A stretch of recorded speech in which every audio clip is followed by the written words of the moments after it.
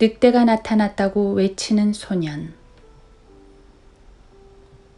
미신적인 사람이란 논리적이고도 합리적인 설명이 불가능한 어떤 생각이나 믿음을 가진 사람이라고 정의를 내릴 수 있다. 그래서 그는 자기가 믿는 것조차도 믿지 못한다. 이렇게 정의를 내릴 때 이 지구상에서 가장 미신적인 사람들은 진화를 신봉하는 인본주의자, 즉 휴머니스트들일 것이다. 그러한 휴머니스트들 가운데는 예수 그리스도를 거짓말쟁이로 만들려고 애써온 한 무리의 저명한 지성인들이 포함된다. 지금까지 이 지상에 살다간 모든 휴머니스트들이 지구상의 생명체가 나타난 것은 전혀 우연이라고 믿었지만 그들 중 아무도 그것을 논리적, 과학적으로 입증하지는 못했다. 지상의 생명체가 우연히 나타날 수 있는 확률은 10의 1300승이다. 그런데도 아인슈타인, 호킹, 다윈, 프랑클, 팔레이, 헉슬리, 우레이, 밀러, 콘버그, 피셔, 듀이, 러셀, 제임스, 그리고 4만 명의 대학 교수들은 그것이 절대로 옳다고 믿고 또 그렇게 가르치고 있으니 그들이야말로 정신나간 사람들이 아닐 수 없다. 유기적 생명체가 그저 우연히 암석과 용암으로부터 생물학적 예정에 의해서 생겨날 수 있다고 믿는 그런 정신나간 사람이라면 그는 장수도 모자란 카드를 가지고 게임을 하고 있는 얼간이나 마찬가지다. 그뿐만이 아니다. 엘리베이터가 꼭대기에 이르려면 한참 더 올라가야 한다. 교육받은 진화론자들이 성경대로 믿는 그리스도인들에 대해서 무식하고 미신적인 사람들이라고 여기는 것은 그들 특유의 본성들 가운데 하나다. 사도행전 4장 13절.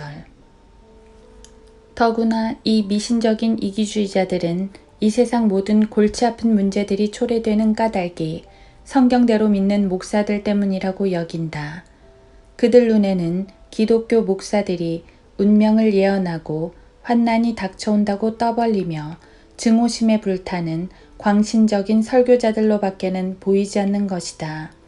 예컨대 어떤 목사가 다음 주일에는 숨겨진 음모에 대해서 설교하겠습니다. 라고 예고라도 하는 날에는 당장 그 목사는 인간의 감성에 호소하거나 무식한 사람들의 편견에 호소하는 미신적인 우매자 또는 증오심에 가득 찬 목사로 낙인 찍히고 만다. 학식이 높은 모든 휴머니스트들이 다 똑같이 이렇게 생각하고 말하는 것을 보면 그들은 마치 유전자를 조작해서 찍어낸 복제품들 같다. TV나 라디오에 등장하는 모든 뉴스 분석가들이나 언론인, 편집인, 시사 해설가 같은 정치적으로 바른 양심을 가진 휴머니스트들이 증오심에 가득 찬 목사라고 지목하는 사람과 하루 24시간 방송을 계속하며 문자 그대로 사람들을 못살게 구는 뉴스 매체들 사이에는 뚜렷한 차이점이 있는데 전혀 어떤 편견도 갖고 있지 않은 객관적인 생각을 가진 미국 시민들이라면 이 차이점을 분명히 파악하고 있을 필요가 있다.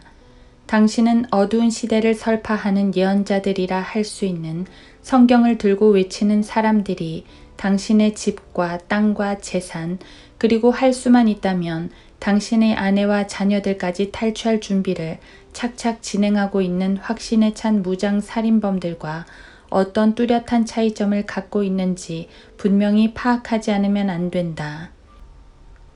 부정적인 내용의 설교를 하는 목사들 10명 중 9사람은 오직 당신을 보호하기 위하여 앞으로 닥쳐올 위기들과 비상사태에 대하여 경고를 보내고 있는 사람들이다. 반면에 TV와 라디오, 잡지와 신문 같은 모든 주요 뉴스 매체에 종사하는 자들은 쉴 새 없이 위기에 위기를 조성해 감으로써 이러한 위기 상황들이 마침내는 연방 정부가 개입해야 할 비상사태의 국면으로까지 몰고 가려고 모든 시간을 소비하며 매달려 있는 자들이다. 이러한 뉴스 매체들이 지향하는 궁극적인 목표는 결국 USSA, 재산조사 몰수 연합체, 라는 경찰 국가를 창건하는 데 있다. 우리는 인위적으로 조성되는 이러한 비상사태에 대하여 우리 국민들에게 경계심을 갖도록 경고를 보내는 바이다.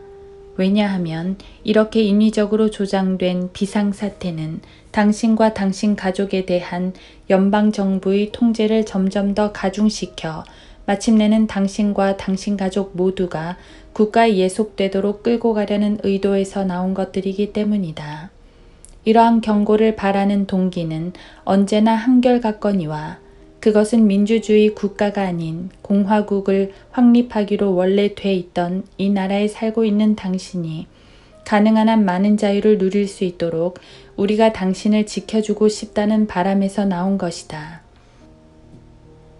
1945년 러시아가 동독을 접수하였을 당시 러시아는 그곳에 그 어떤 유형의 마르크스주의 정부도 세우지 않았었다는 사실을 아마 당신은 알고 있을 것이다. 러시아는 동독에 전체주의 파시스트 경찰 국가를 세워놓았는데 그것은 1939년 이후 히틀러가 운영했던 형태의 정부와 정확하게 일치하는 것이었다. 그들은 이 전체주의 파시스트 국가를 독일 민주주의 공화국이라는 이름으로 불렀다. 그것은 레닌, 스탈린, 히틀러, 모택동, 카스트로 같은 철의 장막 군사 독재자들이 비밀 경찰을 통하여 통제하던 국가였다. 그것은 또 클린턴과 부시 대통령이 1990년대에 세워놓은 것과 동일한 경찰 국가였던 것이다. 그 정부는 그들의 소나기에 넣을 수 있는 한 모든 것을 강탈하여 마침내 모든 국민이 파산 지경에 이르도록 만들고 말았다. 오늘날 미국은 일종의 국제 소비에트 국가가 돼버렸는데 클린턴주의자들이 어째서 전 국민을 무장 해제시키려고 그토록 안달이 나 있는지 그 이유를 이것이 잘 설명해주고 있다. 그 어느 공산주의 국가에서나 칼 마르크스의 본래 이론에 충실하자면 다음과 같은 세 가지 사업이 수행되어야 한다. 1. 무신론이 공포되어야 한다. 그래서 어린이들을 교육하고 있는 모든 학교에서 하나님에 대한 생각이 깡그리 말살되도록 해야 하는 것이다. 이렇게 하려면 먼저 교실에 있는 성경을 치워버려야 하고 기도문을 없애버려야 한다. 이미 그렇게 돼버렸다. 그렇게 된 지 이미 15년도 넘었다. 한때 미국의 공산당 당수였던 윌리엄 포스터는 우리에게 당신의 자녀를 8년 동안만 맡겨주십시오. 그러면 당신의 자녀는 영원히 볼셰비키 당원이 될 것입니다. 라고 말한 바 있다. 윌리엄 포스터가 한 이 말은 러시아 공산당을 창건하였던 레닌의 말을 인용한 것이었다. 2. 두 번째 조치는 모든 무기들을 몰수하는 일이다. 사유재산을 몰수하려면 그 소유주를 죽이지 않고는 안 된다. 그런데 그 재산 소유주가 무기를 가지고 있다면 그를 살해하기가 쉽지 않다. 한 전쟁이 끝나고 나면 승전국이 패전국을 합병할 때에 패전국 국민들을 향하여 예외 없이 무기를 내려놓으라고 요구하는 것과 꼭 마찬가지로 한 부패한 정부가 시민의 재산 탈취를 기도할 경우에도 패배자들에게 그들의 무기를 내려놓도록 강요하기 마련이다.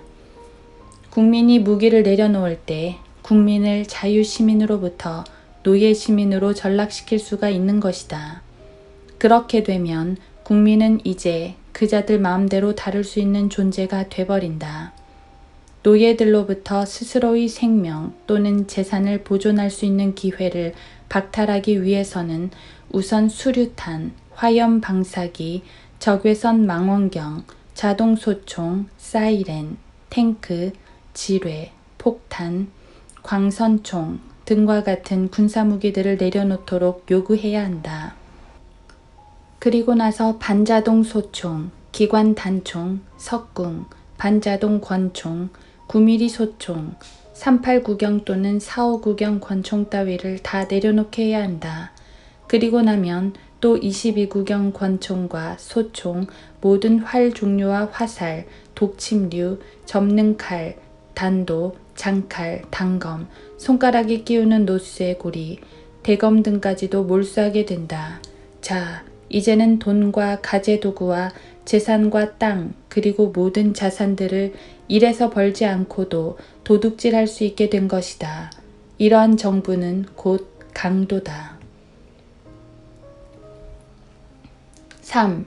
세 번째 취할 조치는 모든 사유재산권을 몰수하는 일이다.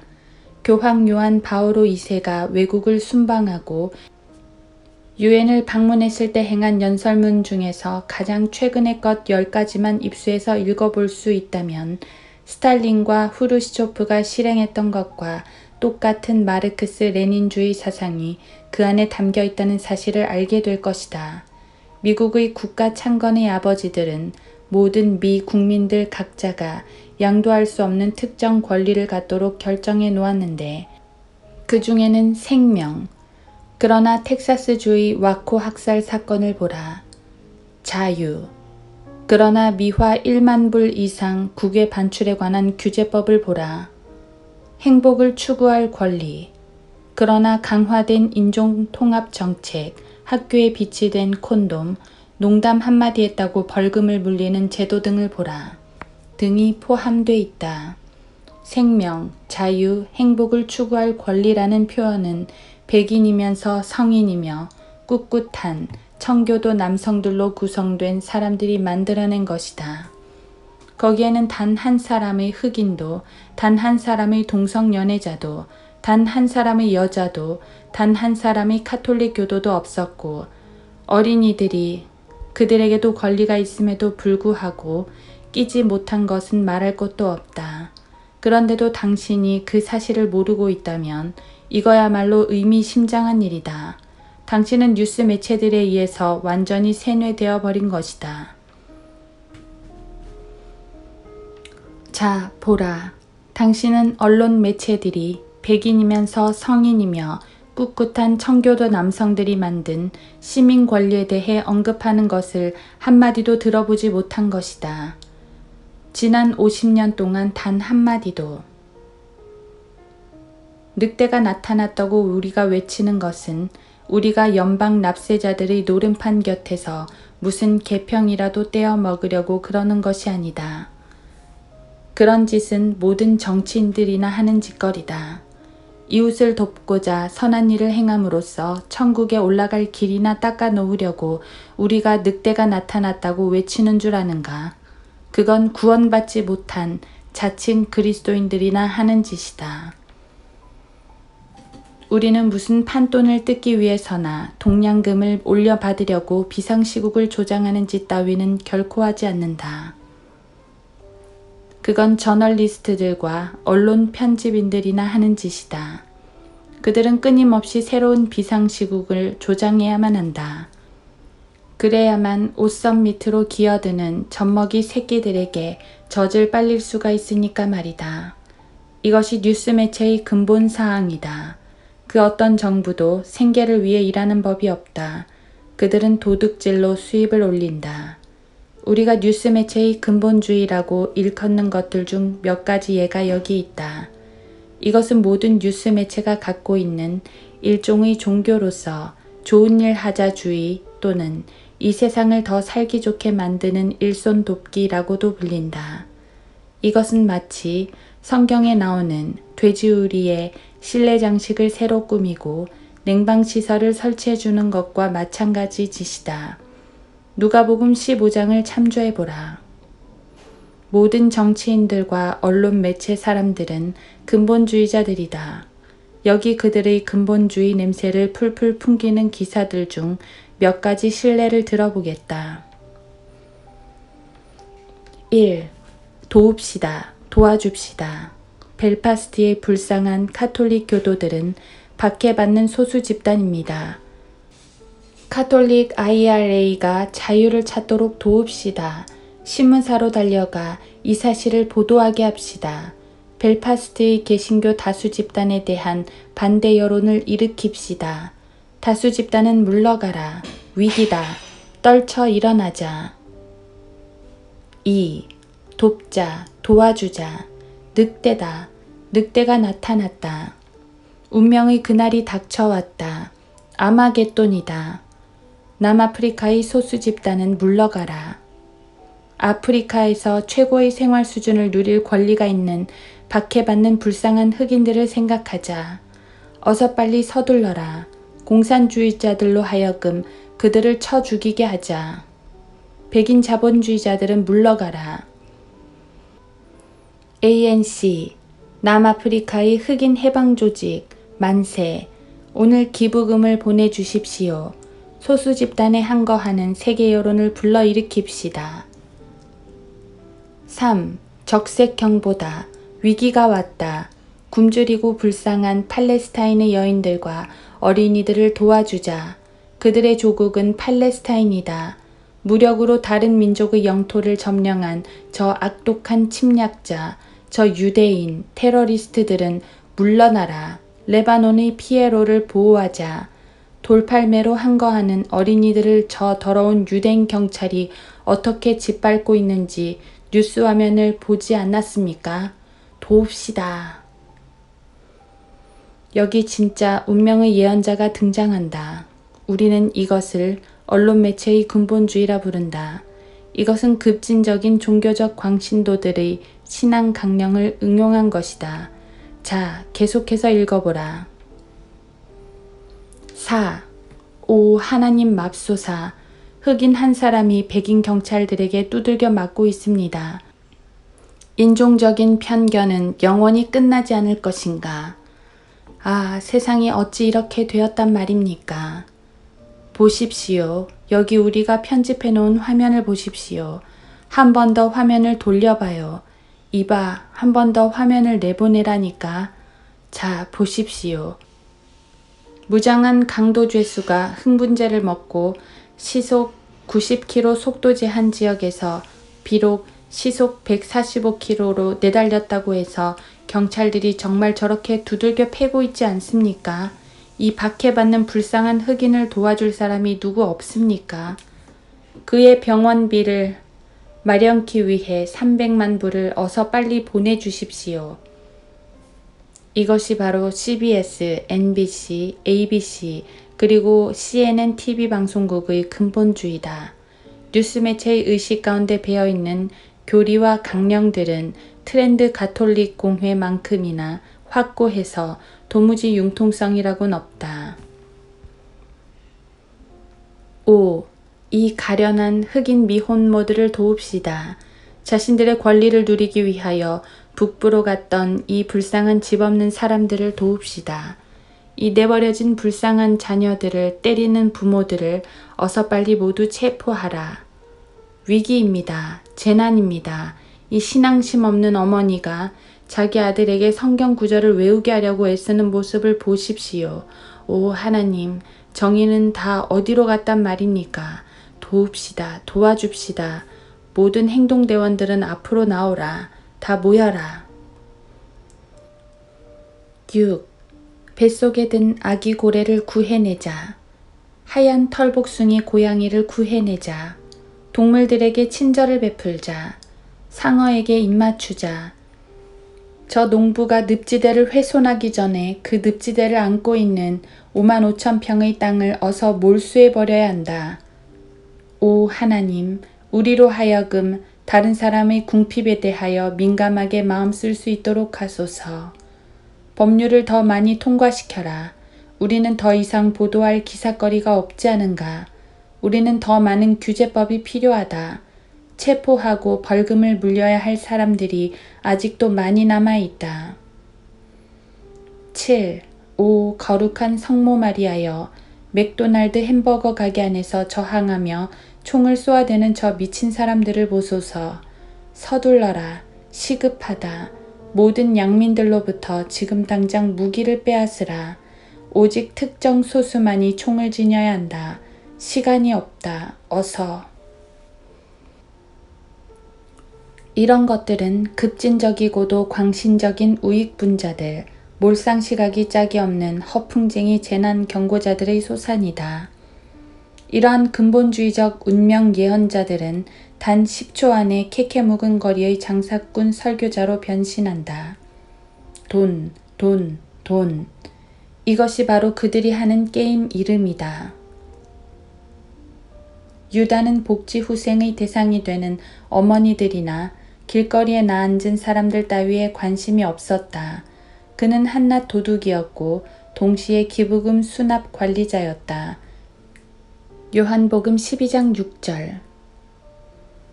성경을 가르치는 목사라면 진짜 늑대가 나타난 것을 목격하기 전에는 결코 늑대가 나타났다고 외치지 않는다. 마찬가지로 조지 너퍼, 세계 권력 투쟁의 저자나 안소니 서튼, 하나님에 관한 전쟁의 저자, 제시 헬림스, 자유인이 일어서야 할 때의 저자,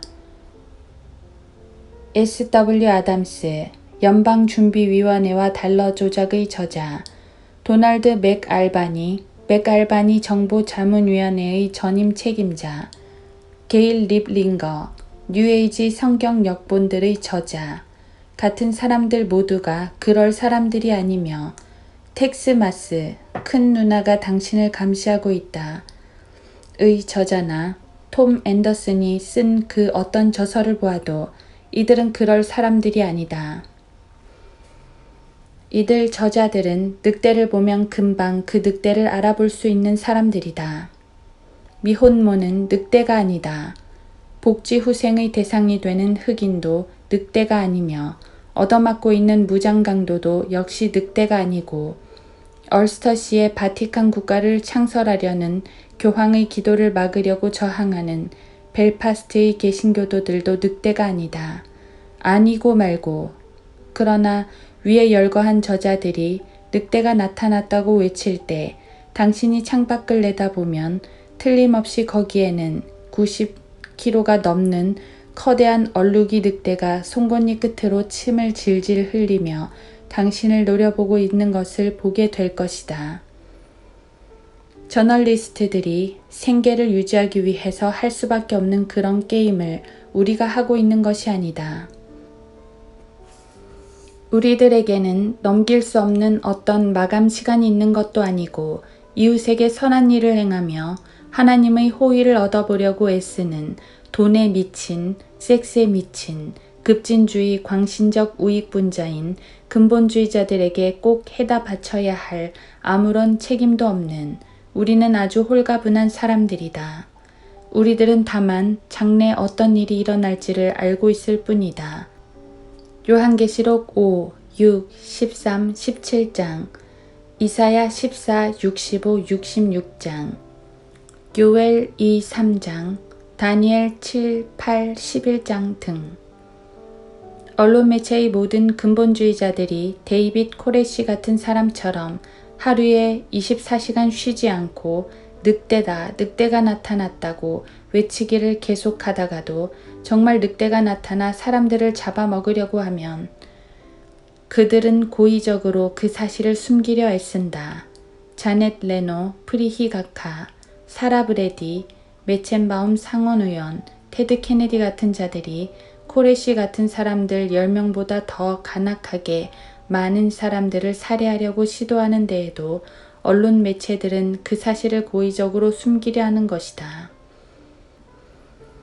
이 살인자들은 우리를 무장해제시키고 나서 잘 훈련받은 무장 군인들을 우리 주위에 풀어놓는다. 진짜 늑대가 나타나면 마음이 뒤틀려 있고 타락한 이들 급진적 우익 근본자들은 구원자다, 협력자가 왔다. 아, 멋져요. 이 여자분 정말 멋진 분이군요. 비범한 능력자.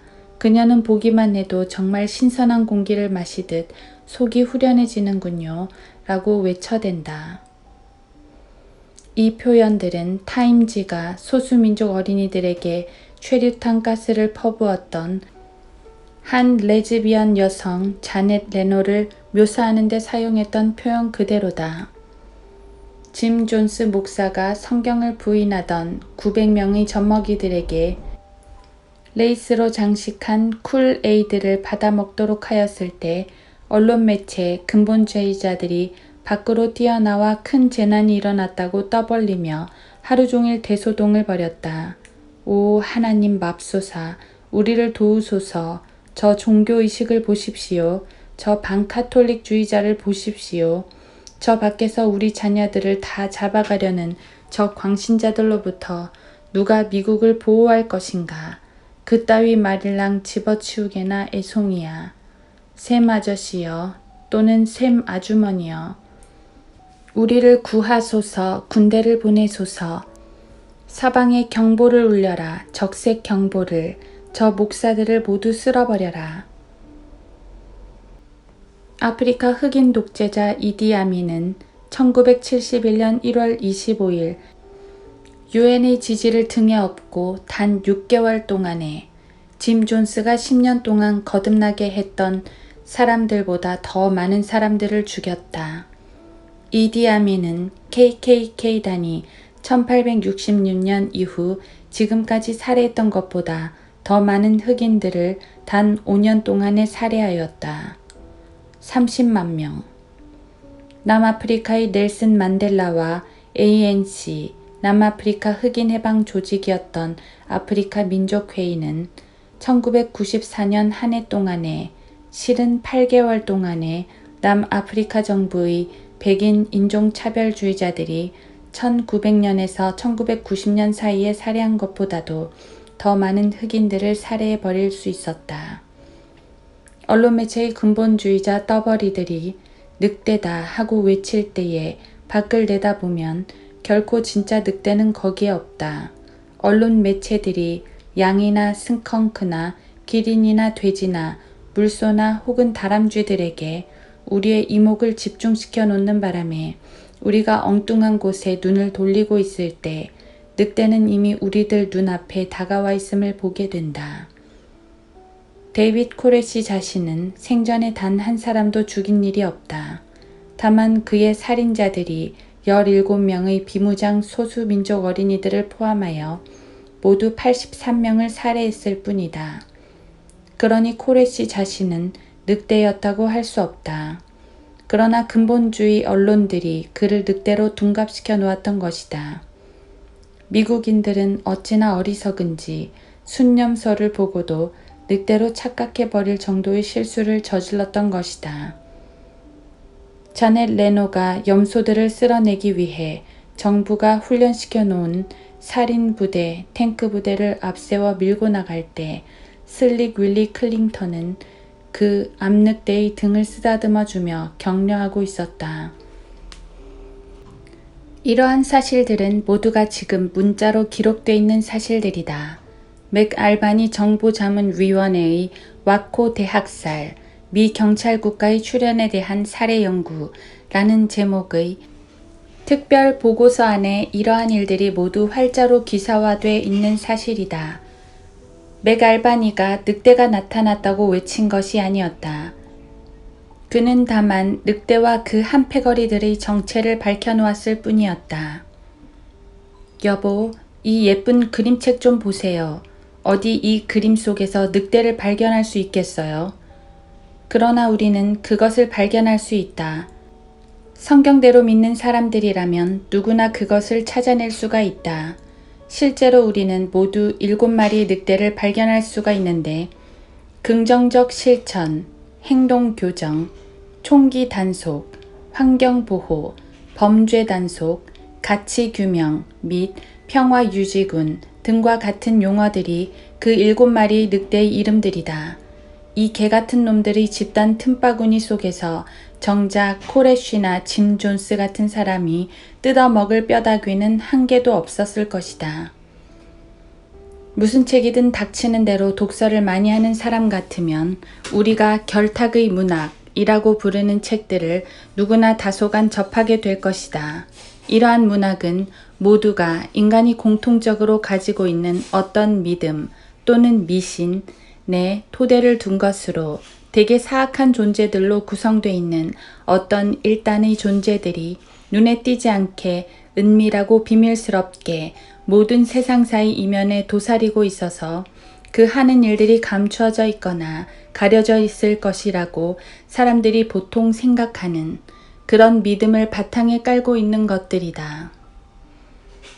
이러한 문학의 작가들은 그 어느 시대에서나 대부분의 사람들이 자신들에게 어떤 골치 아픈 문제들이 일어났을 때 그 원인이 무엇인가를 도무지 알 수 없는 내용들을 주제로 삼고 거기에 항상 매달려 정신을 쏟는 사람들인데 예컨대 혁명들은 어떻게 해서 비롯되는가? 어째서 경제적 불황이 일어나는가? 괴상한 치명적 질병들은 어디서 연유되는 것인가? 어느 정부가 그렇게 빨리 무너진 까닭은 무엇이었을까? 정치인들이나 정치가들은 어째서 이런저런 결정을 내렸을까? 등이 주로 이들이 다루는 주제들이다. 이들 작가들에 의하면 말타의 기사들, 철인들, 프리메이슨, 칼럼버스 기사단, 시온의 학식 높은 장로들, 로스차일드 가문, 바티칸, 카자르 몰몬교, 예수회, 빌더버거스, 로마클럽, 미 대외관계위원회, CFR 등을 포함한 수많은 세계의 주인들이 어딘가에 은밀히 숨어 있다는 것이다. 열렬한 로마 교황 예찬가인 퀸스보로가 쓴 초자연적 신권 정치라는 책이나 존 로빈슨의 결탁의 증거들, 케이스 스펜서의 모든 것을 보는 눈을 숭배하는 종교 같은 책들은 결탁에 대하여 아주 세밀하게 기술하고 있다. 조지 너퍼의 세계 권력 투쟁이나 케네드 고프와 유진 캐슬의 저서들도 다 동일한 맥락으로 한 짝을 이루고 있어 두말할 것도 없이 서로가 상대의 내용을 교환 편곡해 놓은 책들이다. 아무도 감히 결탁이라 부르지 말라는 것이 이들 문학이 다루는 주제 중 대표적인 유형이다. 메카디의 작품 승리로부터의 후퇴와 에드워드 그래핀의 무서운 주인 같은 책들은 역사적인 사실들로 꽉 차 있고 알랭스탕, 텍스마스, 게리 알렌, 톰 앤더슨, 조지 노벨, 존 스토머, 짐 라헤이, 로버트 웰치, 존 화이트헤드의 작품들은 어느 것이나 결탁이냐 아니냐 하는 얘기로 가득 차 있는데 TV에서는 전혀 보도된 바 없는 이야기들을 당신의 등 뒤에서 하루 24시간 동안 계속 쏟아내놓는 바람에 이런 이야기를 모아 한 권의 400페이지짜리 책으로 엮어도 10권은 좋게 될 정도다. 미국의 언론 매체들은 결코 녹음된 내용 전체는 고사하고 그 절반도 우리에게 알려주지 않으며 그들이 공급하는 뉴스의 40%가 무슨 편집이다, 교정이다 하면서 잘라먹고 변형시켜 놓는 바람에 뉴스를 들어도 전혀 안 듣는 것보다 조금도 나을 게 없는 실정이다. 이런 사례들 수백 가지 중에서 3가지만 필자가 간략하게 소개하겠다. 로마 카톨릭 신자였던 존 F 케네디가 백악관에 들어가자 언론 매체들은 제키를 일컬어 퍼스트 레이디가 아닌 여왕이라고 불러줌으로써 우선 케네디를 대통령이 아닌 잠재적 국왕 폐하로 만들어 놓았다. 그 즉시 CBS, NBC, ABC, 국립공영방송 등은 타임, 라이프, 뉴스위크 같은 잡지들과 손잡고 케네디 행정부를 모든 점에서 영국 캐멀롯에 있었다는 아더왕의 궁정과 똑같은 제왕 통치 정부로 바꾸어 놓았다. 왜 그랬을까? 언론 매체의 연인이었던 케네디는 습관적인 간통자요 강간자였거니와 최고 집권자 자리에 앉았던 어느 나라의 누구보다도 가장 무책임하고 이기적이며 기만적인 젊은 간통자들 중 한 사람이었다.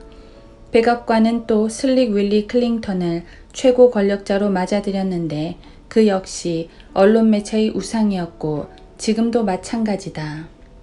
베트남의 비정규군을 파견한 사람이 바로 케네디였고 피그스만에서 쿠바인들을 학살한 장본인도 케네디였는데 그는 마침내 1961년 2월 16일 국무성 달라스와 CIA 내의 로마 카톨릭 신자들이 꽤 맞춰놓은 서류에 서명함으로써 국무성 조례 72,077호를 공포하게 되었거니와 이 법령은 미합 중국의 전면적 무장 해제를 제안하면서 미국 경찰군이 유엔의 평화유지군 역할을 하도록 해놓고야 말았다.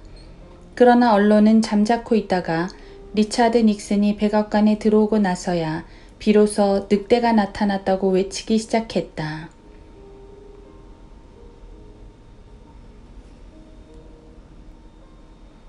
클린턴과 오입쟁이들이 관련된 퍼니게이트에 대해서 말들이 많은데 케네디는 자기의 여왕 곁에서 22번이나 살며시 빠져나왔는가 하면 시카고 마피아 두목 카포의 여자친구 샘 지앙카나 그리고 마릴린 먼로와 동침하다가 끝내 들통이 나고 말았다. 그러나 언론은 단 한 사람의 기자도, 단 한 사람의 뉴스 해설자도, 단 한 사람의 편집인도, 단 한 사람의 저널리스트도, 그리고 단 한 사람의 특집 기자도 이러한 사건들에 관하여 누구 하나 입을 열지 않다가 이 사건들을 거론한 책 4가지가 시중에 출판되었을 때에야 겨우 입을 열기 시작했다. 그러나 이러한 언론인들의 변명인즉 닉슨의 범죄는 미국 국민 전체에 끼친 범죄지만 케네디의 범죄는 단지 자기 아내에 대한 과오에 지나지 않을 따름이었다는 것이다. 과연 그렇다면 어째서 미국 내의 모든 신문들 그리고 모든 타블로이드판 잡지나 모든 TV 채널, 모든 라디오 방송국, 그리고 모든 주간지나 월간 잡지들은 케네디의 행정명령들에 관해서 최소한 10대 최신 뉴스로라마도 선정하지 않았던 까닭은 무엇이란 말인가? 행정명령이라는 게 도대체 뭐였지? 하고 어리둥절한가? 네, 벌써 그럴 줄 알았다. 행정명령이란 앞에서 제 7277호 법령 제정의 취지를 살리기 위해서 만든 이른바 긴급명령이라고 불린 서류의 로마 카톨릭 신자 아더왕 폐하께서 서명한 문건을 말한다. 이 명령, 특히 제10995, 10997, 10998, 10999, 1101, 1103, 11005 및 11004항 들은 주야를 막론하고 항시적으로 법 집행부로부터 아무런 사전 예고가 없더라도 미 연방 또는 외부 군대가 우리들의 집에 침입하여 재산과 물품을 몰수하고 우리 자녀들을 납치하며 몬타나와 아이오밍 또는 알래스카 등에 있는 연방 운영 수용소로 보낼 수 있고 또 우리 부모들을 미시간이나 아리조나에 있는 수용소로 보낼 수 있다고 규정한 행정명령 문서다. 이 명령들이 집행되려면 그 로마 카톨릭 독재자가 단지 비상사태를 선언하기만 하면 그만이었다. 그리고 비상사태를 조장하는 사업은 1945년 이래로 언론 매체들, TV, 라디오 및 신문 등의 가장 중요한 기본 신념이 되어 왔다. 비상사태 여부는 어떻게 규정할 것인가 하는 것은 1993년 자넷 레노 장관 시절의 법률에 명시되었다. HR 5210호 라는 딱지가 붙어있는 이 법률에 따르면 1995년과 1996년 슬릭 윌리 클링턴은 그의 모든 섹스 파트너들과 함께 우리의 재산을 몰수하여 나라 빚을 갚을 수 있게 되었는데 그것도 어떤 자가 누구누구한테 제보해온 내용을 보니까 너의 재산이 여차여차하다 더라고 했으니 너의 재산은 몰수하는 게 마땅하다는 식으로 돼 있는 것이다.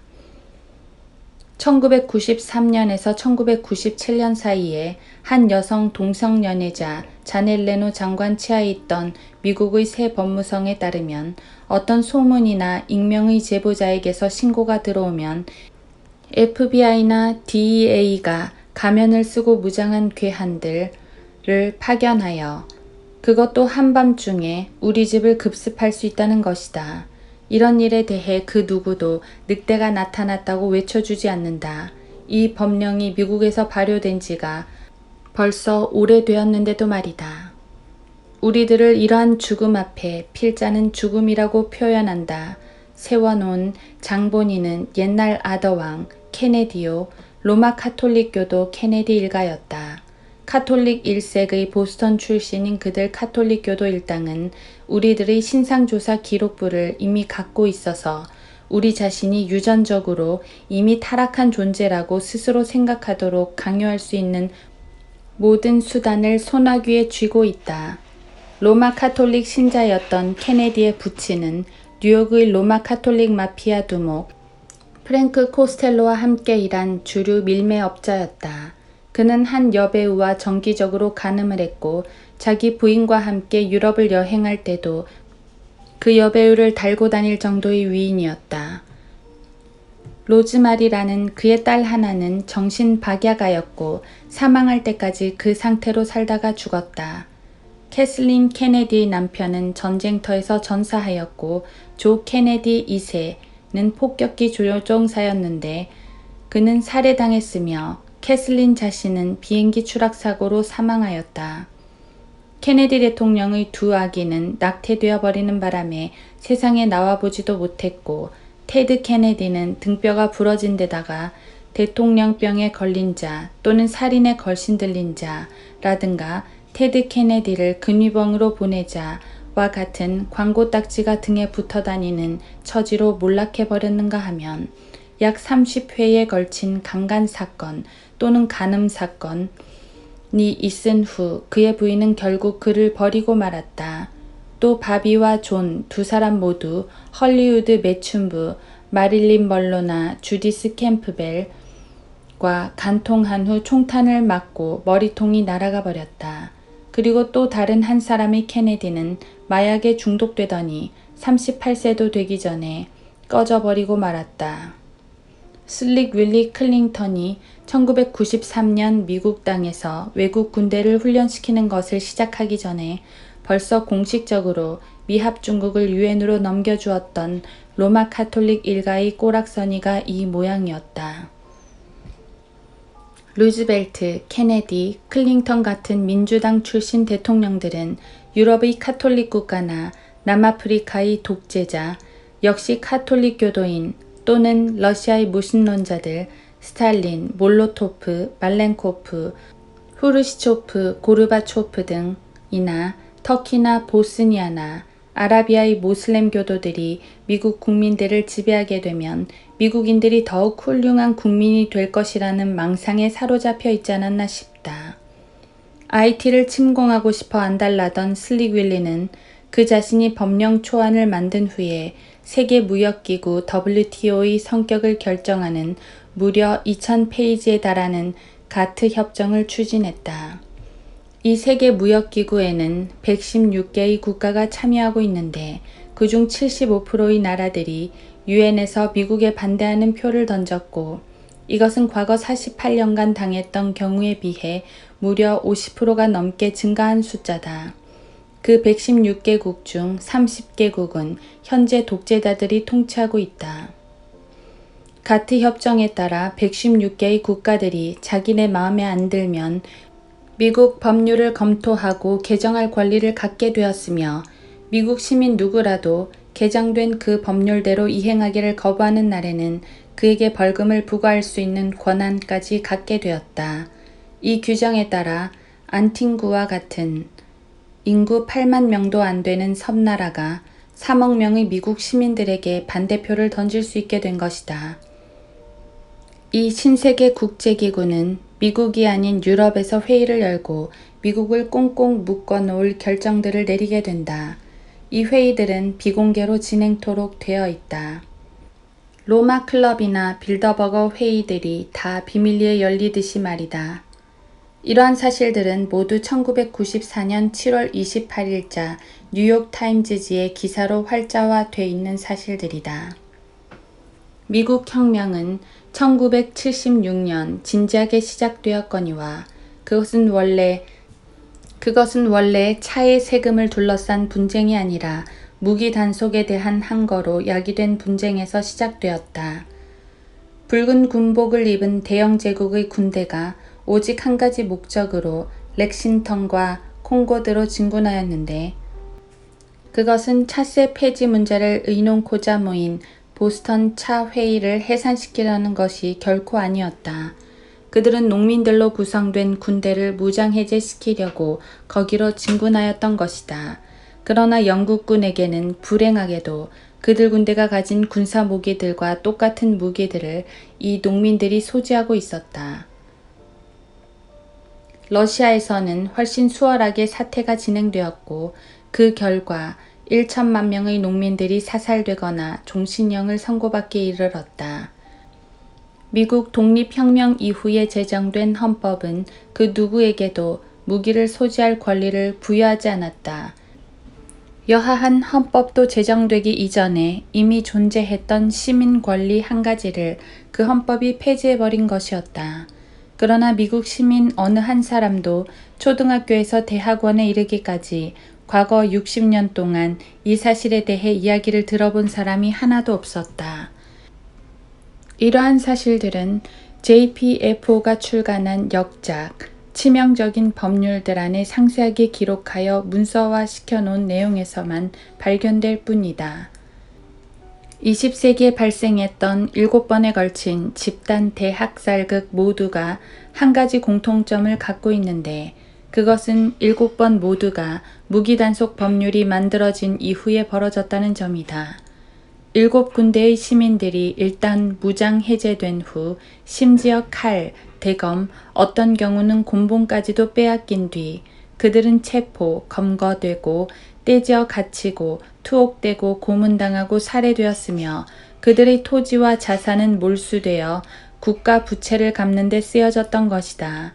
그리고 모두 5,590만 명이 도살당하고 만 것이다. 무기단속 법안을 추진하면서 슬립 윌리 클링턴의 근본주의자, 미국 언론들은 일본을 예로 들고 나와 일본을 우러러볼 만한 모형으로 삼았다. 이 사실은 앞으로도 두고 미국의 언론 매체들이 얼마나 정신나간 녀석들인지를 증명하게 될 것이다.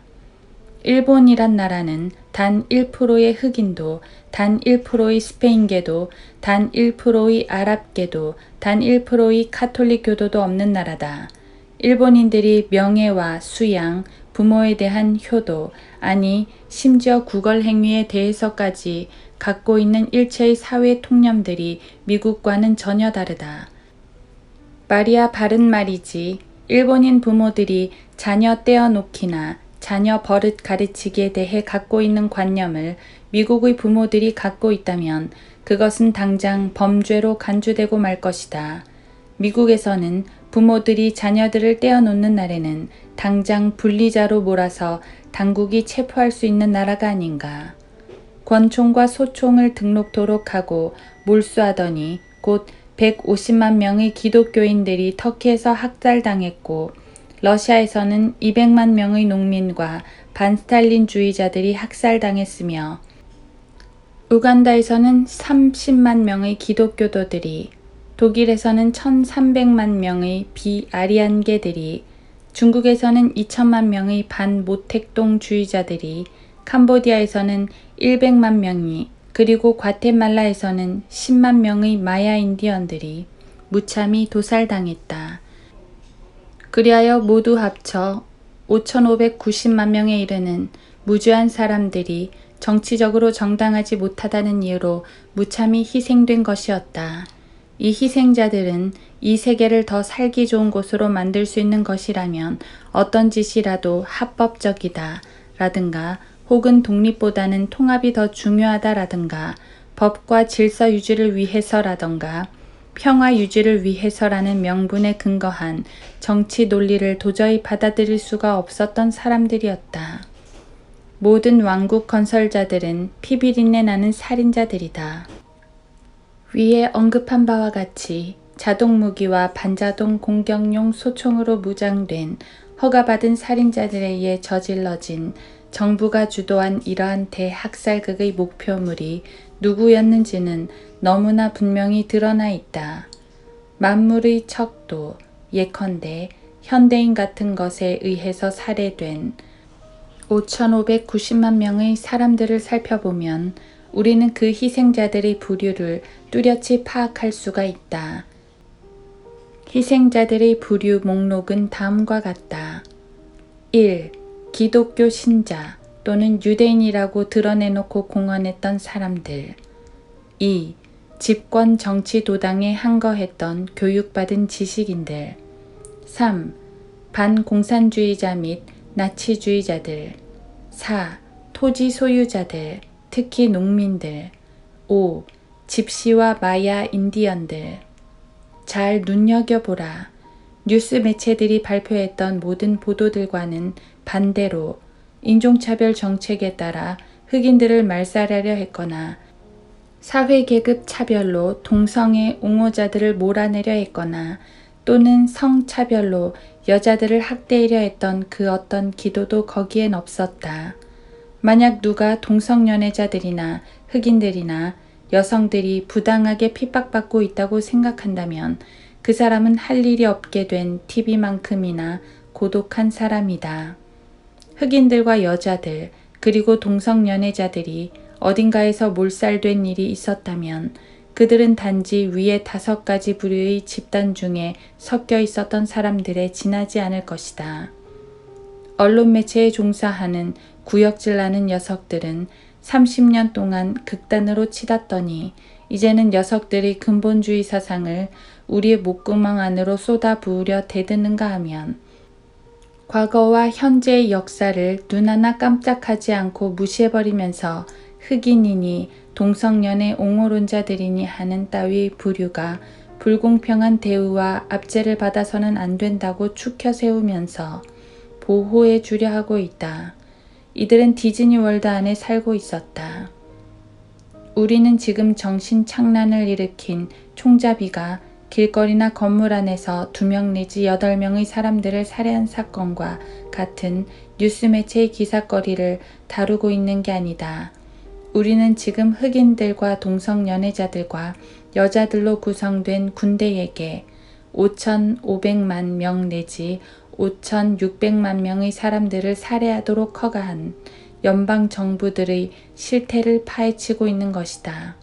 우리는 지금 정부가 뒤에서 밀어주었던 대학살극에 대해서 이야기하고 있는 것이란 말이다. 캄보디아, 쿠바, 터키, 러시아, 중국, 독일, 우간다, 그리고 과테말라 등지에서 일어났던 사건들의 통계 자료가 틀리지 않았다면 USSA 자산조사몰수연합체가 목표로 삼고 있는 대상은 다음과 같은 부류의 사람들일 것이다. 1. 성경대로 믿는 그리스도인과 기독교 정통주의자들. 2. 맥 알바니, 마스, 앤더슨, 화이트헤드, 라헤이, 웨버, 럭만, 발레리안과 그 동료들 같은 모든 저자들과 저널리스트들. 3. 주 또는 군 지방자치 활동에 대한 연방정부의 간섭에 반대하는 모든 시민들, 그리고 이 나라에서 헌법이 최고 법률이었다고 생각했던 모든 시민들. 4. 모든 농부들과 토지를 소유한 중산층에 속하는 사람들. 5. 유대인. 6. 아메리칸 인디언과 종교적 광신자들. 어떤 정신착란증 환자에 의해 운동장에서 5명의 어린이가 살해된 사건은 자넷 레노가 텍사스주 와코에서 저지른 사건에 비하면 생일 파티 놀이에 지나지 않는다. 그녀는 소수민족 어린이 17명을 살해하였고 그것을 공공연하게 자랑까지 했던 사람이다. 맥도날드 가게에서 10여 명의 사람을 죽이는 한 미치광이 정도는 정말 아무것도 아니어서 아무도 눈 하나 깜짝할 일이 못 된다. 모든 무고한 찬조자들이 들어가 앉기도 전에 정부에 의해 무장해제 당했던 그 사건을 생각한다면 말이다. 20명 내지 60명의 비무장 민간인들을 쓰러뜨려 버리는 일쯤이야 그 누가 두려워하겠는가. 자넷 레노나 프리히 가카인들 두려워하겠는가. 그러나 이러한 진실들을 왜곡하고 변질시키고 보도 가치를 수정하고 비상사태를 창출하고 도덕적으로 그릇된 엉터리 비교를 마다하지 않는 자들이 곧 언론 매체들이라는 사실을 우리는 알고 있다. 이런 짓은 그들의 근본주의 이념들 가운데 한 부분에 지나지 않는다. 예컨대 캄보디아, 이란, 짐바브웨, 칠레, 인도, 앙골라, 니카라과, 파키스탄, 티벳, 그리고 아르헨티나 등지에서 연방정부군이 민중들을 무장해제시키면 거기서 어떤 일이 벌어지리라고 생각되는가? 중국에서 발생했던 천안문 사태를 기억하는가? 그 광장에 나와 있던 그 누구도 무기를 들고 있지 않았다. 무기는커녕 운동 경기용 무기조차 없었다. 그러니까 그들은 학살당할 수밖에 없었던 것이다. 운동장에서 놀고 있던 어린이 5명 정도를 이야기하는 게 아니다. 사랑하는 독자들이여. 맥도날드 가게 15명에 대해 이야기하는 것이 아니란 말이다. 오, 진정으로 사랑하는 독자들이여. 텍사스주 와코시의 83명도 문제가 아니다. 아니고 말고. 필자는 지금 11개국에서 범죄 단속법, 예컨대 무기 압수령 같은 것 때문에 체포되고 고문당하고 투옥되고 살해된 5,500만 명의 비무장 민간인들에 대해서 말하고 있는 것이다. 앞서 언급한 학살극들은 공격용 무기로 무장된 어떤 고독한 미치광이에 의해서 저질러진 것이 아니었다. 그 사건들은 지금 우리가 전 세계의 범죄 수도인 워싱턴 DC에 모셔 앉혀놓고 있는 것과 똑같은 인민에게 기생충처럼 기생하고 있는 범죄적인 정부들에 의해서 저질러진 것이었다. 언론 매체들은 이런 일들에 관해서는 한 번도 거론하지 않았고 1933년 이래로 적절한 사건 비교조차도 하지 않았으며 또 앞으로도 절대 하지 않을 것이다. 그런 일은 그들의 근본주의적 이념에 합당한 일이 아닌 것이다.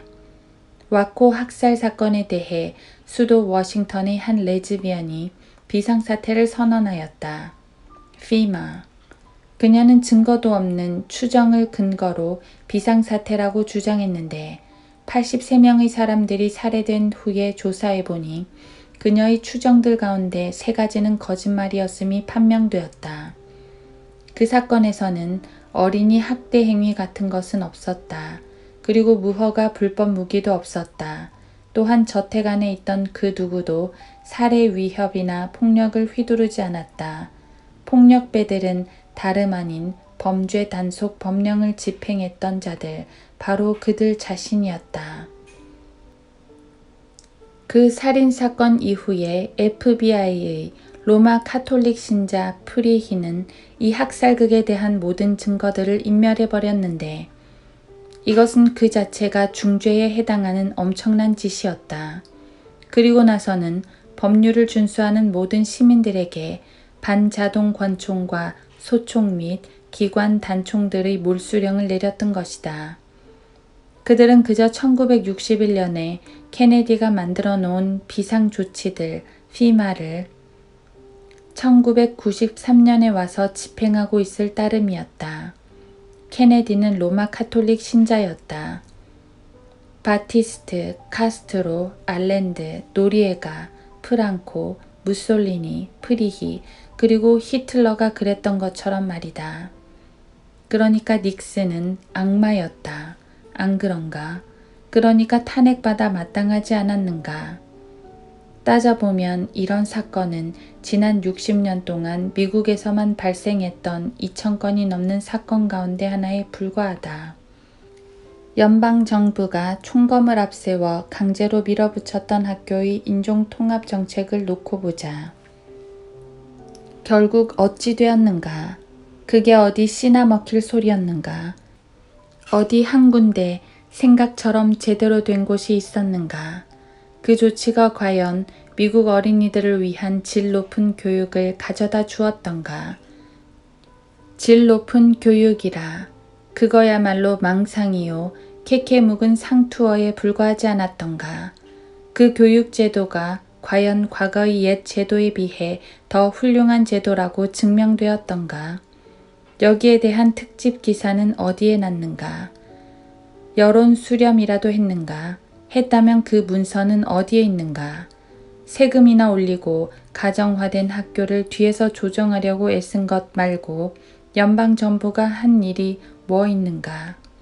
한다는 짓이 기껏해야 온통 법석을 떨다가 대난리를 벌려놓은 일 외에 뭐가 있는가? 그런데도 또 그 대난리에 대한 특집 기사 한 줄이라도 신문에 어디 나기나 했던가? 그 조치에 대해서 의견을 말한 공적으로나 사적으로나 사람들의 여론을 정부가 단속하려고 했을 때 신문사의 그 어느 누구도 늑대가 나타났음을 보도하지 않았다. 언론의 자유가 곧 신문 보도의 자유에 직결되는데도 말이다. 과거 40년 동안 신문사들이 자유언론 검열제도를 도리어 부추겨 왔으니 그럴 만도 할 수밖에. 정부 관료들은 자기네 입장에서 볼 때 적절하다고 여겨지는 말만 골라서 누가 해주기를 바랬던 것이다.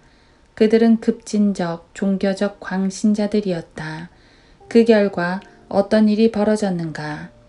주드 굿 파브라는 죄수는 아리조나주 최고 재판소로부터 보석금도 안 내고 자녀 형기에 대한 형 집행정지 처분을 받고 풀려났는데 이유인즉 1989년 그가 했다는 한 연설문 가운데서 인종차별 비방 문구를 누가 찾아냈기 때문이었다.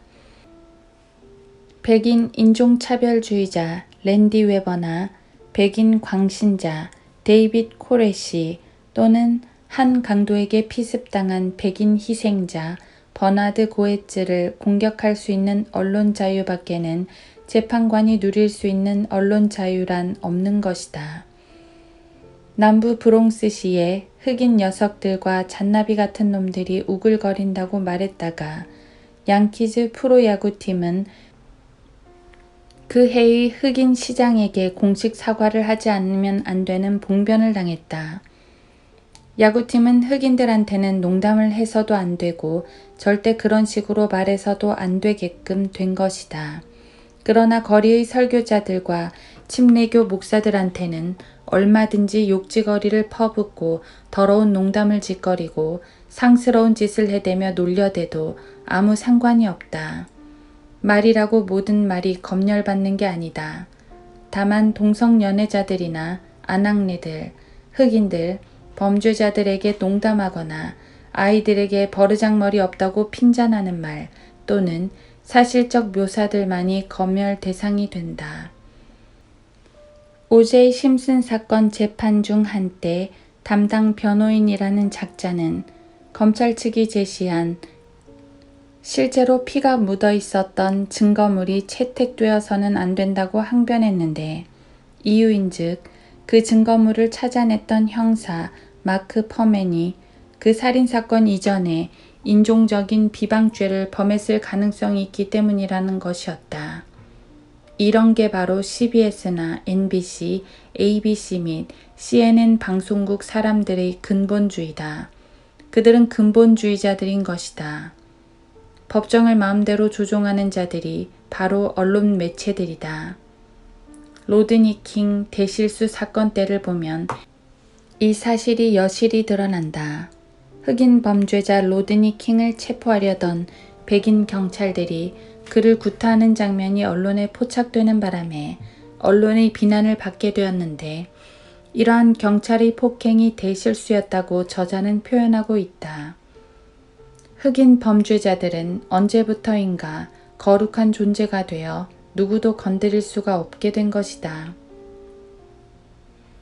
필라델피아, 시카고, 보스턴, 뉴욕, 마이애미, 볼티모어, 피츠버그, 게리, 클리브랜드, 인디애나, 세인트루이스, 그리고 수도 워싱턴 DC에서까지 실시되었던 학교의 인종통합 조치에 대한 5천 건의 뉴스거리들은 다 어디로 가버렸는가?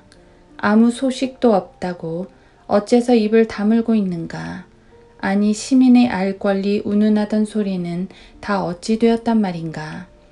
한 무장 강도를 돕기 위해 시민들로부터 300만 달러를 모금하는데 TV 방송국들이 무려 200시간이나 방송에 할애하며 법석을 떨지 않았던가.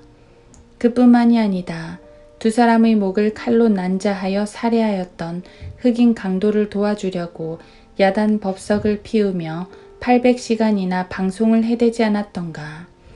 그런데도 공립학교의 인종통합정책은 과연 어찌 되었는가 하는 문제에 대해서는 단 4시간의 방송시간도 할애할 수 없단 말인가.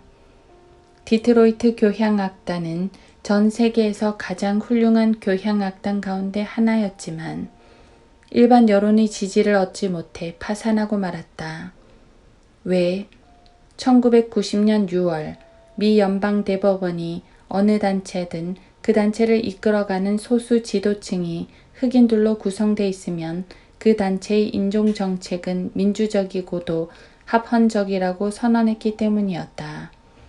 검은 것이 아름답다. 그 바람에 디트로이트 교향악단은 일정 비례의 단원들을 음악적 재능과 관계없이 흑인들로 채워넣지 않으면 안 되었다.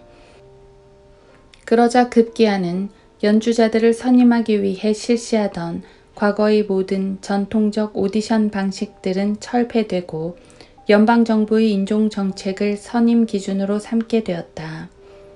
과거에는 악단원 선발 테스트에 응모한 후보들은 모두가 막 뒤에 가리워진 채 시험관들이 후보의 성별이나 나이 및 유색인 여부 등을 일체 알아볼 수 없게 해놓은 상태에서 각 응모자들에게 악보를 나눠주고 연주케 함으로써 순전히 그들의 음악적 재능만을 기준으로 하여 뽑거나 탈락시켰던 것이다. 그러나 지금은 더 이상 그런 식으로 하지 않는다. 지금은 후보들이 단지 그들의 피부색에 따라 선발되거나 탈락당하게 된다. 언론 매체들의 눈에는 베리 골드 워터나 제리 폴웰, 그리고 제시 헬름즈, 러시 림바우, 조지 윌리스 같은 사람들이나 늑대로 보인다. 흑인 살인자들 오제이 심슨과 흑인 난폭운동자 로드니 킹은 전혀 위험인물로 간주되지 않는 것이다. 폭동을 선동하는 공산주의 대통자는 늑대가 아니라 오히려 국민적 영웅으로 높여진다. 흑인 시장 베리가 환각제와 마약을 복용하면서 매음굴에 들락거리는 동안에도 그가 콜롬비아 구역, 즉 수도 워싱턴을 흑인들만의 독립주로 만들려던 제시 잭슨의 계획을 강력히 밀어주고 있었으므로 언론 매체들의 눈에는 베리가 전혀 늑대로 보이지 않았다. 수도 워싱턴 시민 전체의 90%가 흑인들이다. 언론 매체 근본주의자들에 따르면 제시 헬름즈야말로 늑대였다. 왜냐하면 그는 마틴 루터 킹 2세를 아브라함 링컨이나 조지 워싱턴과 같은 서열에 올려놓기를 반대했기 때문이었다. 마약 밀매 조직이 전 미국을 얼마나 뒤흔들어 놓았던가 하는 문제에 대한 특집 기사가 신문에 난 것을 누구 한 사람이라도 본 일이 있는가? 마약 밀매 조직이 어디 있느냐고, 그들이 활동을 시작도 안 했다고. 아니 그럼 백인이면서 성인이고 꿋꿋하고 성경대로 믿는 사내들이 앞장서서 적극 장려하는 바람에 그 마약이란 게 어디선지도 모르게 어느 날 갑자기 튀어나왔단 말인가. 좋다. 그렇다면 마약 밀매가 처음 어떻게 시작되었는지 한번 살펴보자. 마약 밀매업 추진자들의 90%가 로마 카톨릭 신자들이었다.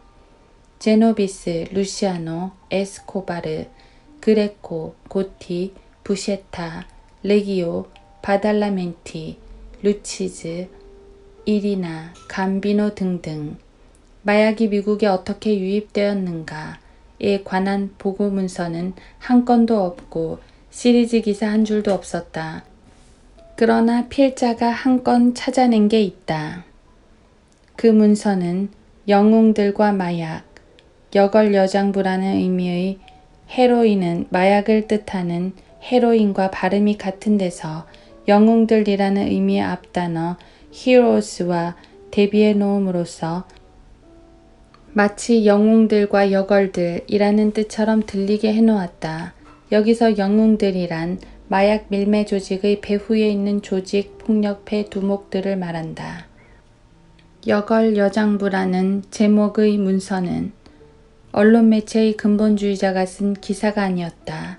그 문서에 의하면 시민권 조례라는 법령이 1964년에 제정되면서 영혼의 형제들이라 불렸던 베트남의 흑색 부대를 통해 마약 밀매 조직이 시작되었다는 것이다. 브라이언 조셉 예비역 대위에 의하면 할렘 출신들에게는 마약이 필요했다고 한다. 1965년에 들어와 군부대의 모습이 근본적으로 달라졌다.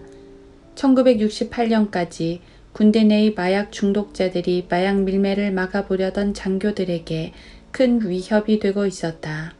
마약 사용자들이 흑인으로 판명될 때마다 정부는 담당 장교들에게 압력을 가하여 그 판단을 번복토록 했는가 하면 어떤 장교들은 위해를 당하기도 했다.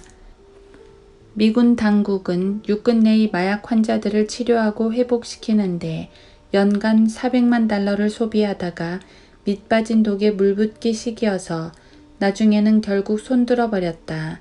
현재 브래그 요새와 후드 요새는 마약으로 가득 채워지고 있다. 병사들이 복무 시간의 25%를 마약에 취한 채 보내고 있고 어떤 병사들은 복무 시간의 90%를 마약에 취해 몽롱해진 상태로 보내고 있다. 필라델피아에 마약이 들어온 것도 흑인들을 통해서였다. 그들은 미 북부 지역에서 제대를 당하고 나서도 마약을 구하기 위해 다시 입대하는 자도 있었다. 미국 군대는 현재 그 33%가 흑인들로 구성되어 있다. 그러나 그 녀석들은 결코 늑대일 수가 없다. 그렇지 않은가? 아무렴 늑대가 아니고 말고 검은 것은 아름답다가 아닌가. 우리도 다 알다시피 1965년까지 빨간 승마 모자를 쓴 여인과 늑대가 역사적 수정주의자들의 손에 의해 대단한 고통을 받았다. 1964년 우드 커터는 위험한 광신자요 나치적 백인 분리주의자 성향을 띤 NRA의 초애국주의자로 낙인 찍히고 말았는가 하면 빨간 승마 모자를 쓴 여인은 과잉 행동을 저지른 편견에 가득 찬 고집통으로 언론에 의해 매도되었었다. 그래서 1964년 이후로는 머리맡에서 들려주는 동화의 이야기 내용이 이렇게 전개되기에 이르렀다. 죄 없는 늑대를 살해했다는 죄목으로 나무꾼 우드커터가 재판을 받게 되었는데 말이야. 재판 중에 빨간 승마 모자를 쓴 여인이 또 사후 종범으로 체포되었단다. 그 여인에게 늑대가 음탕한 제안을 하자 마음에 큰 상처를 입고 살려달라고 소리소리 지르며 앞뒤 가리지 않고 나무꾼에게 달려왔다지 뭐야. 그런데 사실은 그 늑대가 그 여인을 잡아먹으려 했던 게 아니라 그 여인에게 사랑의 그 짓을 해보려고 했던 거래. 늑대가 으르렁거리기는 했지만 그건 단지 늑대라는 종족의 표현 수단이 원래 그런 거니까 그랬을 뿐이지 전혀 해를 끼치려던 것은 아니었다지 뭐야. 그러니 그 늑대는 아무 죄가 없다는 거야. 늑대는 본래 그런 식으로 자라왔으니까 말이야. 재판정에서 미국 시민자유연합 측은 그 나무꾼 우드커터가 늑대를 때려 죽이기 전에 그 늑대에게 자신의 권리에 대해서 먼저 언급해 주지 않았다는 점이 중대한 과실이었다고 강조했다는구나. 아무튼 늑대가 그 할멈 여인을 혀로 핥은 것은 단지 자기 방식대로 제가 할 일을 하려고 했을 뿐이라는 거야. 그 늑대가 죽음이라는 극형에 처해질 만큼 잘못을 저지른 것은 아니었다는 거란다. 사회민주협회 측은 또 늑대가 으르렁댄 것은 정당방위 행위였다고 주장했다지 뭐니. 그 할멈은 나이가 30세도 넘었는데 그 늑대는 겨우 15살밖에 되지 않았으니까 말이야. 결국 나무꾼은 치명적인 무기를 사용한 폭행 가중죄로 기소되었단다. 그러자 곧 폭도들이 그 나무꾼이 오막살이를 불질러 태워버리고 나무꾼이 법정에서 돌아오는 길에 한때의 늑대들이 덤벼들어 갈기갈기 찢어 죽이고 말았대. 하지만 아무도 그 광경을 목격하지 못했고 그래서 결국 나무꾼의 시체가 발견된 바로 그날 그 나무꾼이 늑대의 입장에 대해 좀 더 깊이 생각해보지 않고 그 늑대를 살해한 데 대한 죄의식 때문에 미친 듯이 말을 타고 달리다가 어디에 부딪혀 자살하고 말았다고 결론을 내렸다지 뭐니. 1년 뒤 그 할멈의 집은 용감한 늑대를 기념하는 국립사당으로 바뀌었고 늑대들의 평등권을 수호하기 위해 목숨 바친 그 늑대를 위해 공휴일이 선포되었지머니 모든 정부 관리들이 늑대 사당 준공식에 참가하여 연설을 했단다. 그리고 그때까지 10개월 동안 교도소에 들어가 늑대의 입장에 대한 좀 더 깊은 배려를 할 것에 대해 교육받고 나온 그 할멈을 사당 개막식에 참여시켰단다.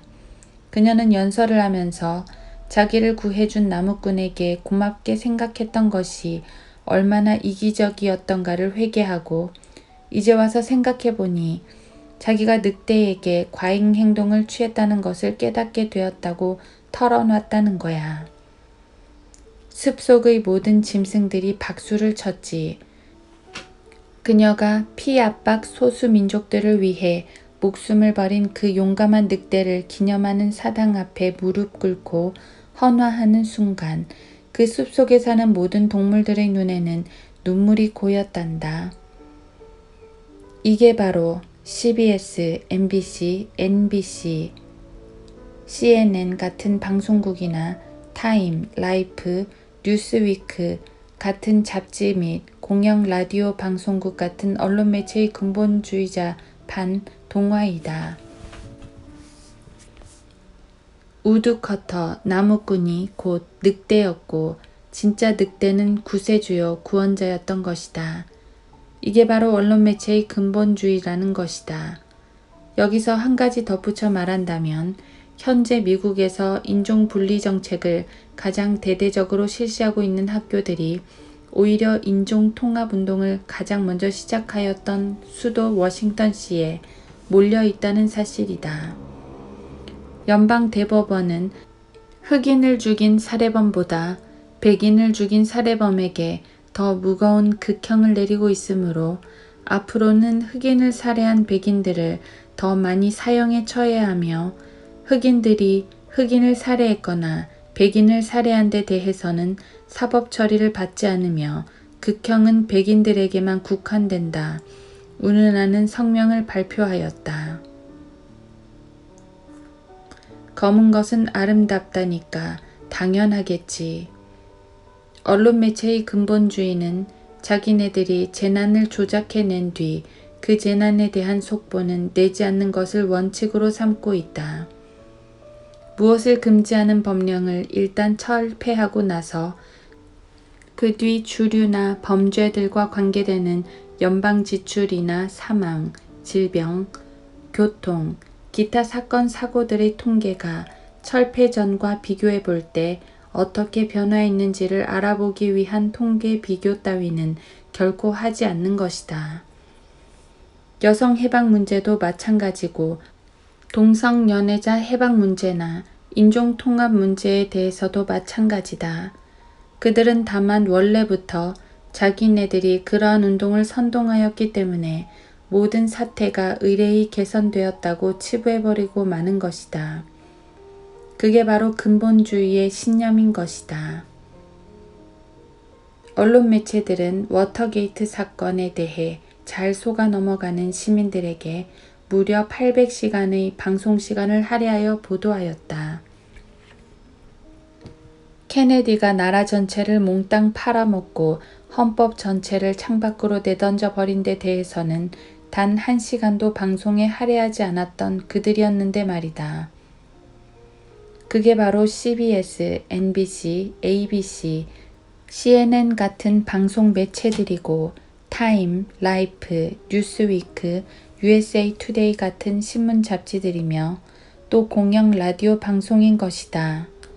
이란 사태에 대해서 400시간의 방송시간을 할애하고 총기 등록 또는 압수를 장려하는 운동에는 100시간이나 할애하던 그들이 이 책에서 우리가 이제 다루고자 하는 문제들에 대해서는 단 10시간도 할애하지 않았다. 도대체 뉴스가 다 어디로 갔단 말인가. 와코시에서 터졌던 대학살 사건에 대해 변명하면서 이 나라의 대통령이 늘어놓았던 13가지 거짓말에 대하여 TV 방송국들이나 미국 전역의 방송망들이 뭐라고 보도하였던가. 이 나라의 대통령은 이미 입증된 무기 더미에 대해서 거짓말을 했다. 위험에 처해 있던 무고한 어린이들에 대해서도 새빨간 거짓말을 했고 코레시의 인간성과 평판에 대해서도 거짓말을 했다. 연방수사국이 어린 인질들을 보호하고 있다고 거짓말을 했고 진압작전에 사용했던 가스의 종류에 대해서도 역시 거짓말을 했다. 코레시가 살인자라고 거짓말을 했고 사건의 주범들이 사용했다는 장비와 화력에 대해서도 터무니없는 거짓말을 했다. 그리고 그는 미성년자 학대죄의 본질에 대해서 어쩌고 저쩌고 하면서 거짓말을 늘어놓았다. 그러나 언론 매체들은 그의 거짓말을 오히려 극찬하였다. 클링턴의 거짓말하는 재주에 비하면 리차드 닉슨은 정말 아마추어에 지나지 않는다. 그런데도 클링턴은 탄핵받지 않았다. 탄핵은커녕 오히려 칭송을 받았다. 누구한테 칭송을 받았던가. 언론 매체들한테서 칭송을 받았다.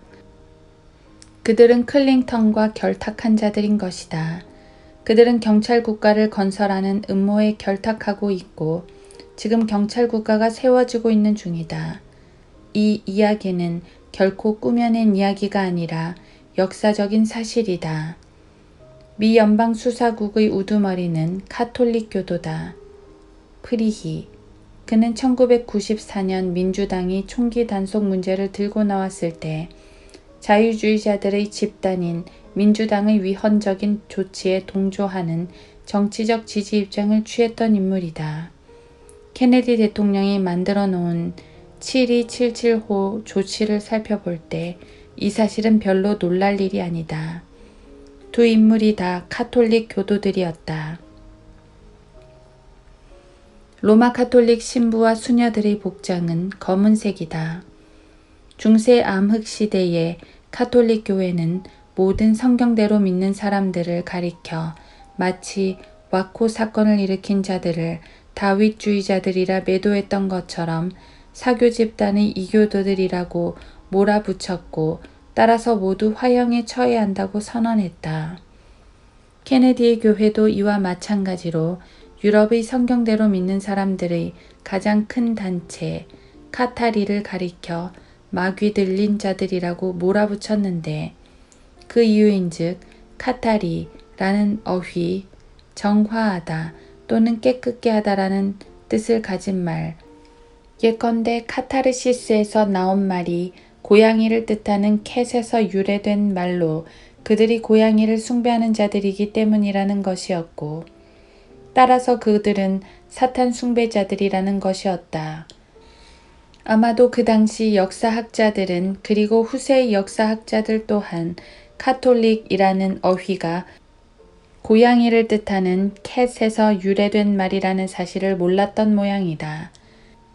사실은 캣이라는 어휘와 고양이에게 모든 것을 바치다 라는 뜻을 가진 홀릭이라는 어휘가 합쳐서 캣홀릭, 캐톨릭이라는 합성어가 된다.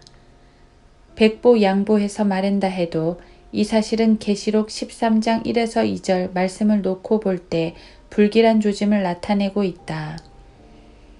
검은 고양이에 관련된 이 사실을 추적하다 보면 독일에서 100년 동안 카톨릭 정당이 국제 흑색당 블랙 인터내셔널로 알려져 있었다는 사실을 발견하게 된다. 이것은 공산주의 정당들을 일컬어 국제 적색당이라고 불렀던 것과 마찬가지다. 이것은 모두가 역사적인 사실이다. 메카비의 국제 흑색당 시리즈에 실린 어느 글이라도 좋으니 읽어보라. 독일 역사가들은 누구나 이 사실을 자기 신분증 내용만큼이나 똑똑히 알고 있다. 로마 카톨릭 교도였던 히틀러의 비밀경찰 게스타포의 우두머리 역시 카톨릭 교도였다. 게스타포의 강제수용소는 그러나 마틴 루터의 아이디어로 만들어진 것이 아니었다. 마틴 루터의 신학 이론이나 유대인에 대한 그의 카톨릭 신자로서의 자세도 전혀 그와는 관계가 없었다. 그러나 미국의 카톨릭 신문들은 그것이 마치 마틴 루터의 사상과 관련이 있었던 것처럼 선전했다. 히틀러는 마틴 루터가 아닌 로마 카톨릭의 교황 피오 11세와 정교 협약을 맺고 있었다. 프리메이슨 비밀결사의 강령이나 공산주의, 개신교, 사회주의 강령 어디를 보아도, 아니 사탄주의를 보아도 나치 파시즘의 기원들은 찾아볼 수가 없다. 그 기원들은 바로 로욜라 이그니티우스의 카톨릭 예수회의 강령에서 발견되고 있다. 17세기와 18세기로 거슬러 올라가 볼 때 예수회를 사람들이 뭐라고 불렀는지 아는가? 그들은 이것을 흑 십자군의 기사들이라고 불렀다. 히틀러의 SS 나치 친위대는 히틀러의 독일인 기사들이라고 불렀다. SS 친위대, 예수회, 기사들, 그리고 프리이가카 등이 모두 같은 교회 소속이었다. 그들은 침례교도가 아니었다. 1913년으로 거슬러 올라가 제1차 세계대전 이전에 카이저 비렐름이 교황을 방문한 자리에서 이번 기회에 교황께서 독일은 카톨릭 교회를 수호하는 칼이 되주어야 한다고 말씀하신 데 대해 본인은 깊은 관심을 갖는 바입니다. 라고 말한 바 있었다. 이것은 바로 8세기 말에서 9세기 초에 이르기까지 서로마 제국을 통치하였던 샤를 마누 대제의 생각과 정확하게 일치하는 생각이었다. 언론 매체가 로마에 관련된 뉴스를 내보낼 때마다 기사에 늘 분명하게 쓰는 말이 하나 있는데 그것이 무엇인지 잘 눈여겨보라. 로마의 성직자를 자칭하면서도 언론 매체들은 꼭 그 교회라고 표현하는 것을 볼 수 있다. 그냥 한 교회도 아니고 로마 카톨릭 교회도 아니다. 바로 히틀러가 그렇게 불렀다. 히틀러는 로마 카톨릭에 대해 꼭 그 교회, The Church라고 지칭했었다. 미국의 주요 언론 매체들 또한 모두가 이와 정확하게 똑같은 지칭법을 사용한다는 것을 알게 될 것이다. 언론 매체들에게는 일반 교회는 없고 다만 로마 교황이 있을 뿐이다. 이것이 곧 그들의 근본주의적 신념인 것이다. 히틀러가 권력을 장악하기 전 프랑스에서 유대인을 공격하는 싸움을 주도하였던 사람들이 바로 예수의 신자들이었다. 듈락 신부. 헝가리에서 유대인을 박해하던 자도 예수의 신부 방가였다. 이탈리아의 살인자는 또 다른 예수의 신부 브리시아나였고 독일에서는 오버만, 무케르만, 로플러, 파터 등과 같은 예수의 아버지, 신부라는 뜻을 가진 father들이 온갖 못된 짓을 다 저질렀다. 오버만 신부는 기독교의 확고한 도덕률의 반석이 모든 기독교 신앙을 재결합시키는 최선의 기반이다 라고 말했다.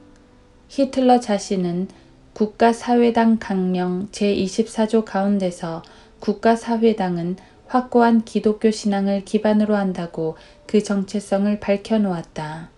히틀러의 저서로 알려진 나의 투쟁.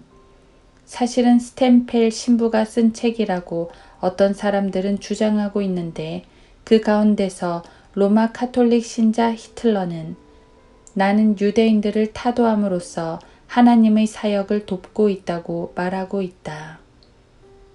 유대인에 대해서 마틴 루터가 갖고 있던 독일 카톨릭적 견해는 미국 언론 매체들의 정치적 정당성에 부합하지 않는 것이었다.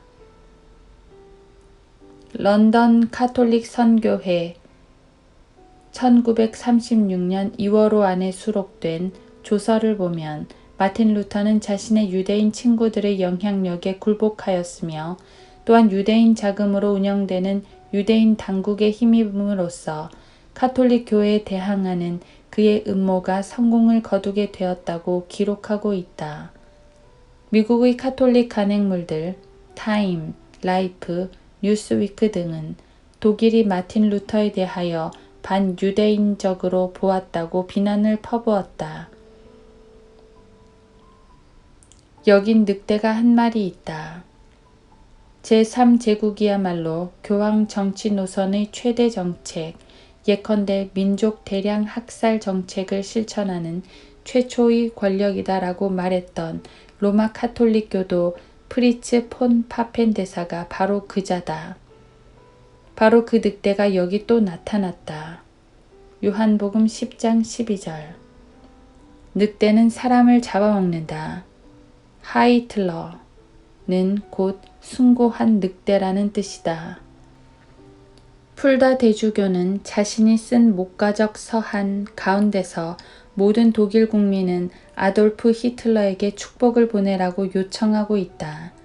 하나님의 도우심으로 우리의 총통께서 지극히 어려운 사업을 기필코 성취하시기를 이라고 쓰고 있다. 문스터의 조셉 로츠 대주교는 말하기를 카톨릭 교회는 독일이 수행하고 있는 투쟁 속에 깃든 그 강력한 동맹의 협조를 감사한 마음으로 받아들이는 바이다 라고 말하고 있다. 투쟁이라.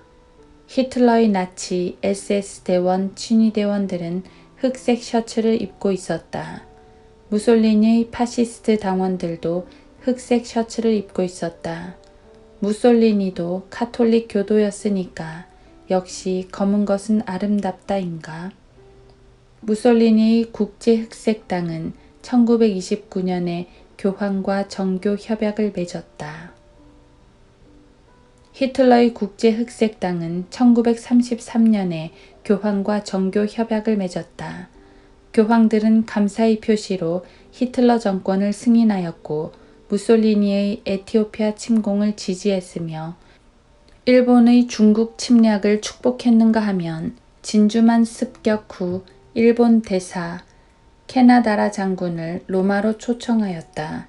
그리고 나서 교황은 포르투갈 찰라차르 왕이 로마 카톨릭을 국교로 삼게 했고 이탈리아 무솔리니가 또 그렇게 하도록 했으며 프랑스 빼땅도 마찬가지요.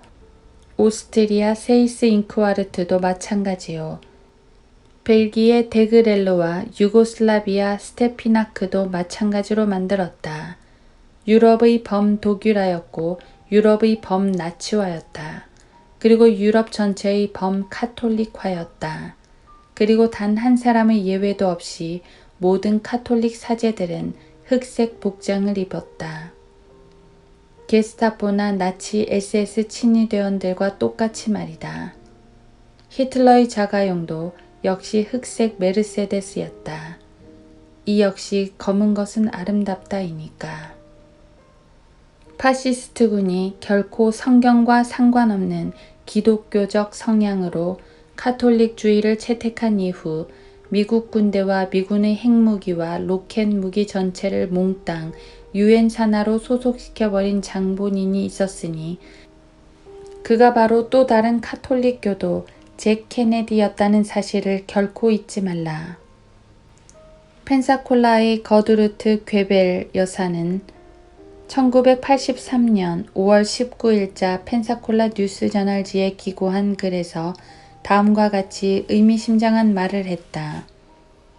카톨릭 주교들 가운데 과연 몇 사람이나 그들의 조국을 위해 적들과 싸웠던가? 1940년대에 그들은 어디에 있었는가? 신학교 안에 숨은 채 여자들의 치맛자락 속에 있었는가? 전 세계를 바라보라. 카톨릭 국가 하나하나가 차례대로 혼돈 상태에 빠져들고 있지 않은가? 그들 국가들은 공산주의자들에 의해 지배받고 있거나 아니면 혁명 게릴라들과의 교전이나 살인단체에 의해 파괴당하고 있지 않은가? 그들 국가들은 모두 가족 수에 대한 통제를 거절하는 교회들에 의해 초래된 극심한 빈곤 때문에 희생당하고 있는 것이다. 카톨릭 교회가 평화가 아닌 총체적 난국을 야기하고 있다는 사실을 믿지 못하겠는가? 미국의 납세자들이 그 경비를 대고 있다. 자기 자신을 메시아로 축혀 세워 미혹하는 이탈리아의 요한 바오로 2세가 이끄는 주교단체로부터 워싱턴 당국은 이제 눈을 돌려야 한다. 교황의 폴란드 방문은 마치 죽음의 키스와 같은 것이 될 것이다. 현실은 전적으로 그를 외면하고 있으며 그가 바티칸을 파국으로 몰고 가면서도 이 시대의 위대한 중세기적 자기 과시를 하고 싶어하는 그 병적 욕망이 초래한 것들 가운데 그 어느 것 하나도 내 눈에는 선량하게 보이는 것이 단 한 가지도 없다. 누구든지 유능한 작가라면 이 자를 주제로 해서 환상국 송가라고 제목을 붙여도 될 만한 책 한 권쯤 써야 할 것이 아닌가. 이 기고문은 클린턴 행정부의 경찰 국가가 언론 자유 검열을 강화하기 시작하기 전에 쓰여진 것이었다. 1983년. 케네디가 지지하는 가운데 유엔이 중앙아프리카의 루문바를 축출하였을 당시 1962년 8월 21일 촌배도 그와 함께 내동댕이 쳐지더니 엘리자베스 빌의 수도 칸타가는 철저히 공산화되고 말았다. 그 이후로 현재까지 그 나라는 공산화된 채로 남아있다. 1962년 소련에 의해 베를린 장벽이 봉쇄되었을 때에도 그 잘난 카톨릭 교도 케네디가 대통령 자리에 앉아 있었다. 그는 그러나 이 조치에 대해서 비난 한마디 하지 않았다. 자, 그럼 이제 검은 고양이에 대해서 알아보자.